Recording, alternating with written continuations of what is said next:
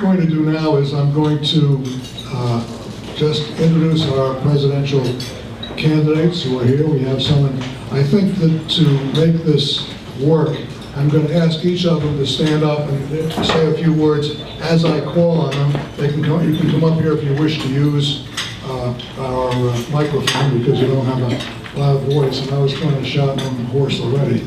At any rate, first would be Ann Romney.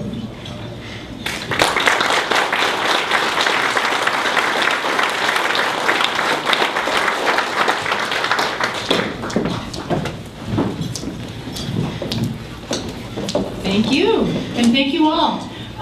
Great to be here. Molly, that was extraordinary.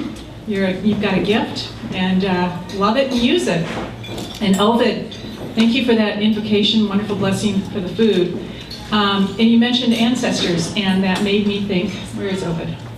There you are. Made me think about my ancestors and how we all are so blessed to be in this country. I have an interesting heritage on my mother's side.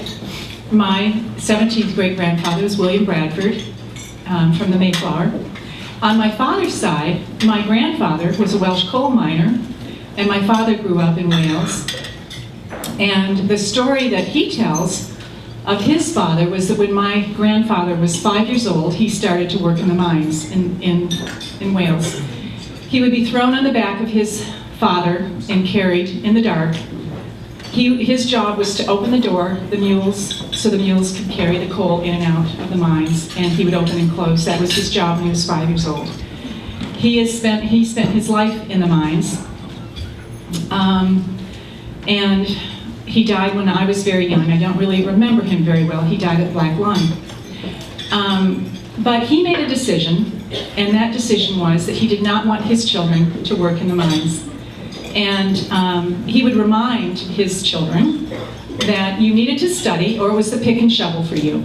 And I must say that my father used that line on me too, but I didn't need to worry about working in the coal mines. But I feel like I was so close to that, and that sentiment was so inbred in me, recognizing the kind of life that my grandfather had and the kind of sacrifices that he made to be in this country. I am indebted to my grandfather for having the courage to leave the coal mines and have his children have an opportunity for education and freedom and economic opportunity in this country. You know, I did know my grandmother, I will say. My Welsh grandmother lived actually into her mid-80s, so I got to know her quite well. And I do know a little bit of Welsh, but not much.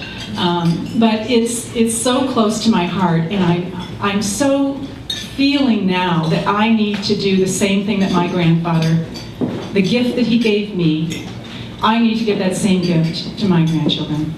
My little granddaughter, I have 16 grandkids. I think a lot of you have seen my sons and have seen them campaigning, but of the 16 grandkids, one of my granddaughters is now just turning 11, and she heard the story of me traveling through the airports and having to go through security and taking my shoes off and not being able to find the ticket, and I can't read anything anymore without my glasses, and I can't find them, and where's my license? And so she made me this cute little sash, and in each pocket there was a place for my glasses, a place for my license, and a place for the ticket.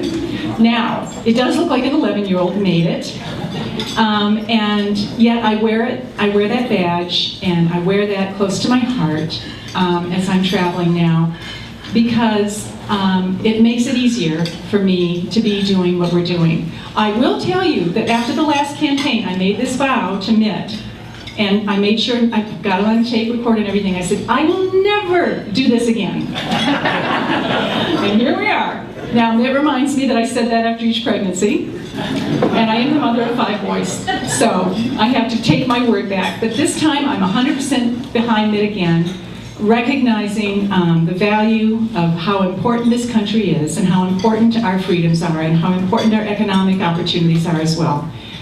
Recognizing that Mitt has not only been an exemplary husband and father, but has also been an extraordinary businessman, turnaround guy for the Olympics, and also a governor of the state. And so he brings enormous expertise to the job that he will, I believe, be doing as the next President of the United States. So I know a lot of you here have met us, have seen us.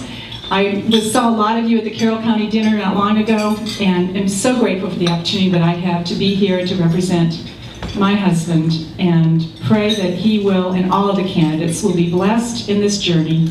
It's a difficult one, and we should be so grateful to all of them for the struggles that we all have in coming out and being here tonight and doing all that we need to do to make sure that America stays strong. So thank you for this time, and thank you.